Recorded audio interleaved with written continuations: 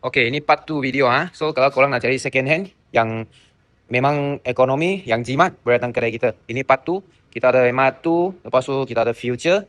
Dynamic ini tengah maintenance, tengah buat servis lagi lah. Lepas tu LC kita ada 3. Ini LC kita nak lepas saja. Ini motor kita belum lagi buat servis lah, belum lagi restock. Okay, ini kita nak jual lebih kurang bawah 3,000. Okay, ini LC kita nak jual bawah 3,000.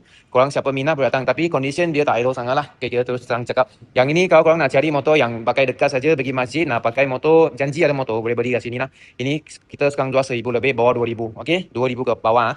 Ini memang motor semua elok. Ini condition elok. Yang LC itu condition dia tak elok. Saya cakap terus terang. Okay, kalau Lazinda yang ini pun bawah 2,000. Okay, ini dia sudah, owner lama dia sudah modify exhaust pipe. Kita tak ada buat repair, kalau korang minat bawah 2,000. Okay. Lepas tu yang ini kita ada EFI. Semua EFI ini harga dia lebih kurang 2,000 ke atas lah. 2,000 ke atas. Kita ada EFI yang tahun 2013. Ini EFI yang jenis baru. Lepas tu kita ada EFI yang antik. Okay, EFI ini semua kita nak jual 2,000 atas. Bawah 3,000. Okay, EFI bawah 3,000 So IFS ini nombor 2 kita ada 2 biji lah. Ini biji kedua. So ini binary IFS 150. Ini kita nak jual dalam bawah 1,500 saja. Tapi ini kena repair lah. Kalau beli ini kena repair. Lazinda pula. Yang ini Honda RS 150. Kita punya kedai pun ada lah. Ini semua kita nak lepaskan. Ini yang paling minimum kita jual naik harga mulai pada 2,000. Kalau yang ini kita jual 2,000 sajalah.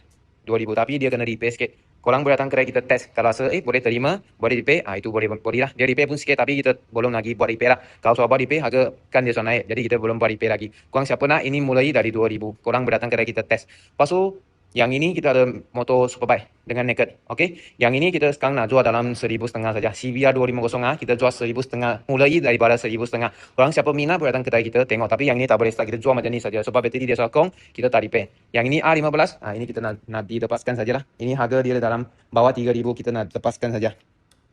Okay. Dia condition yellow, cuma baju dia tak cantik. Okay. Nampak? Kita jual 3,000 saja. Nampak? Okay.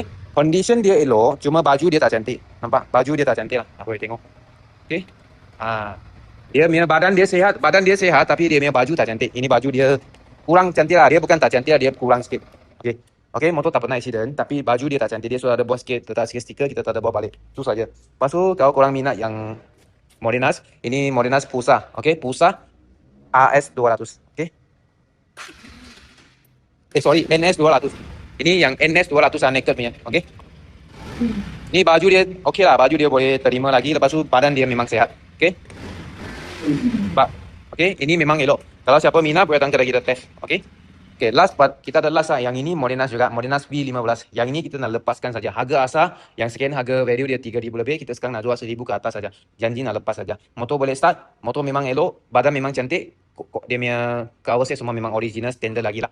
Janji kalau korang nak, kita nak deal sampai jadi nak lepas saja. Siapa minat, boleh datang kedai kita tengok lah. Okay, ini part 2 of video second hand lah. Tapi kita ada store lain lah. Tapi sekarang kita bawa tengok 2 store dulu. Okay, ini motor semua kita nak lepaskan saja. Okay, siapa minat, siapa boleh datang kedai kita tengok lah. Okay, kalau minat yang mana boleh screenshot, lepas tu bagi tahu kita. Kita akan bagi details yang lebih lanjut lah. So, ini video part 2. Terima kasih.